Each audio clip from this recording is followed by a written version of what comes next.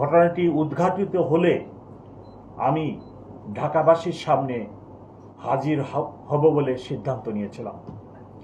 সেই সিদ্ধান্ত মোতাবেক আজকে ঢাকাবাসী এবং আপনাদের সামনে উপস্থিত। আপনারা সবাই অবগত আছেন, জানেন ঢাকা একটি মেগা সিটি এবং পৃথিবীর সবচেয়ে ঘন বসতিপূর্ণ মেগা সিটি।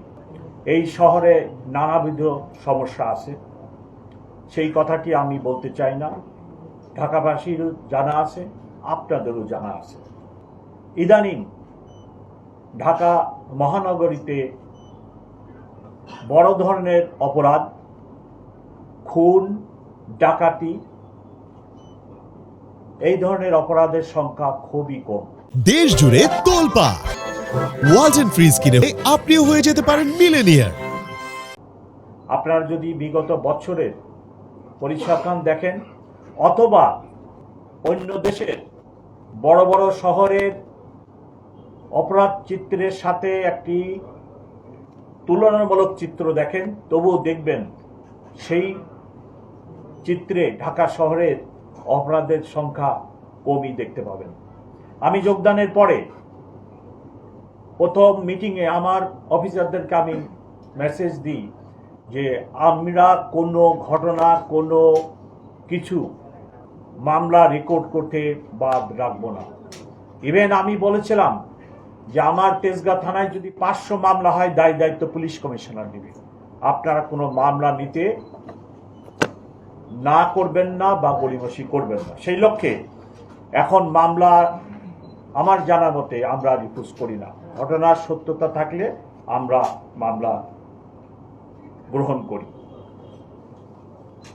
ইদানিং কিছু স্ট্রিট পেটি নেচার যে অপরাধ হয় আপনারা জানেন, মোস্টলি 80% 90% ক্ষেত্রে সেটি হলো মোবাইল নিয়ে টান দেয়। উঠতি বয়সের ছেলেরা, আমরা যাদেরকে কিশোর গ্যাং বলি, তারা বাসের যাত্রী, প্রাইভেট কারের যাত্রী, মোটর বাইক যেনারা চালান তাদের ওনারা হয়তো মনোনিবেশ করেন কথার সাথে, তখন ফট করে পিছনে বা সামনে থেকে আসে মোবাইলটা নিয়ে টান দিয়ে দৌড় মারে। এরূপ কিছু স্ট্রিট, আমরা বলি স্ট্রিট ক্রাইম কিছু হয়। সবচেয়ে যে বিষয়টির জন্য আজকে আপনাদের সামনে এবং ঢাকাবাসীর সামনে আমি উপস্থিত, সেটা হলো গত মাসের 23 তারিখে রাত্র 11:15টার দিকে বনশ্রীতে একজন স্বর্ণ ব্যবসায়ী, ওনার নাম আনোয়ার হোসেন, ওনার বাড়ির সামনে একটি সশস্ত্র ডাকাতি হয় এবং ওনার দাবি মতে 200 ভরি সোনা নিয়ে চলে যায়। সেই ঘটনা বিভিন্ন মিডিয়ায় ইনক্লুডিং সোশ্যাল মিডিয়ায় ব্যাপক প্রচার লাভ করে এবং যে ঘটনাটি ভিডিও আকারে বিভিন্ন সোশ্যাল মিডিয়ায় আসে সেটা অত্যন্ত ভীতিকর এবং মানুষের মধ্যে ব্যাপক নিরাপত্তাহীনতার সৃষ্টি করে।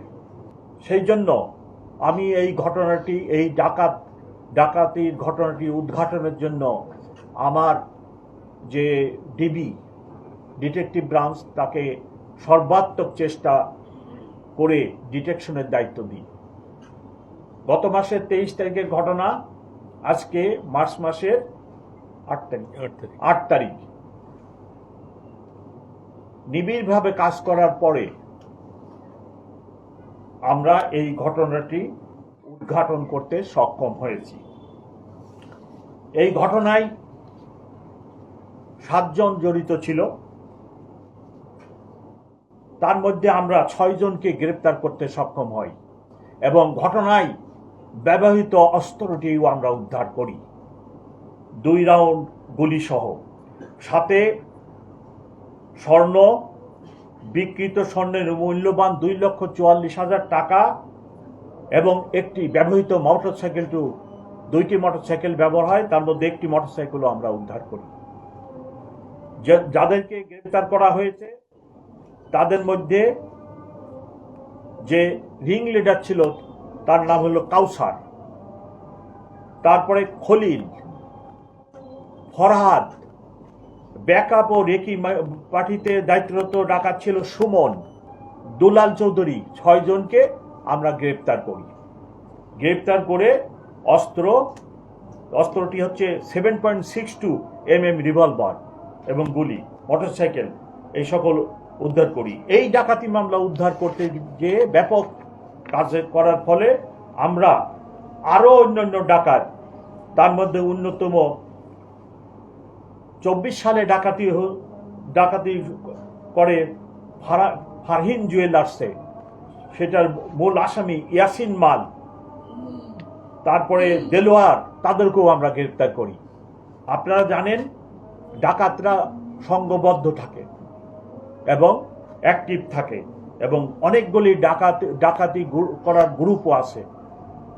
এই ঘটনাটি উদ্ঘাটন করতে যেয়ে আমরা ওই সকল ডাকাত দলকে চিহ্নিত করতে সক্ষম হয়েছি এবং অচিরেই আমরা তাদেরকে গ্রেফতার করতে পারবো বলে সক্ষম হব।